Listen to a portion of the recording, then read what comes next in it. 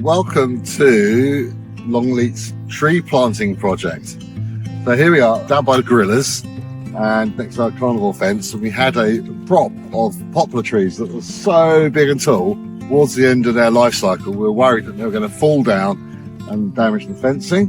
So we've removed the poplar. It's a non-native variety of poplar for this area, and we are returning this back to more sort of native planting and heritage planting as well. We've got about 600 trees here to plant over the next couple of days. Hopefully the frost and the weather will stay off. And we've got many hands. It's really great. We've got a real community feel to the project. We've got staff coming in. We've advertised it for staff and their family and friends as well. So we're going to have a real diverse mix of people. We're going to get hands-on with these trees and learn exactly how to plant trees, and maybe they'll be taken out into other environments around where they live. So over on this side, we've got just where the sticks are. We're going to be planting some of our oak trees, which are part of our heritage management plan, where oak trees were during the Cape Phillips Brown's landscape design. So that's replicating a landscape design from 1750.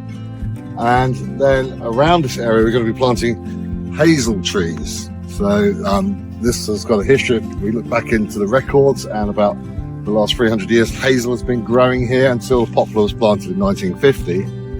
And now we're going to be planting, obviously this one isn't planted, we're going to be planting hazel trees in these shelters. And this will give us a nice low canopy. So why have we got these plastic shelters out in the environment? Well, these are going to provide our plants with little microclimates. And the reason why we need a microclimate is, one, protection, because we've got a lot of hares just here, and roe deer. So native animals that are living in this area already will predate on this, so we need to make sure we give them a little bit of protection, mainly from the hares. And also this will create like a microclimate greenhouse effect for the plant, so it will help it grow really quickly in its first few years, is what we want. It will then come in probably in about 3 years' time, once the root system is established, and start to collect these up.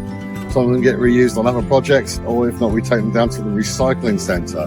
This gives our trees the best head start that we could possibly ask for. Around the outside edge, we're going to be planting willow. We've cut some willow sets from local sourced willow. Why are we using willow?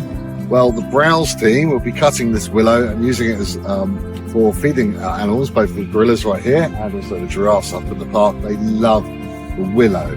And on top of all of that, I've been very lucky and been managed to source this tree. Now, this is a black poplar. This is our native poplar to Britain.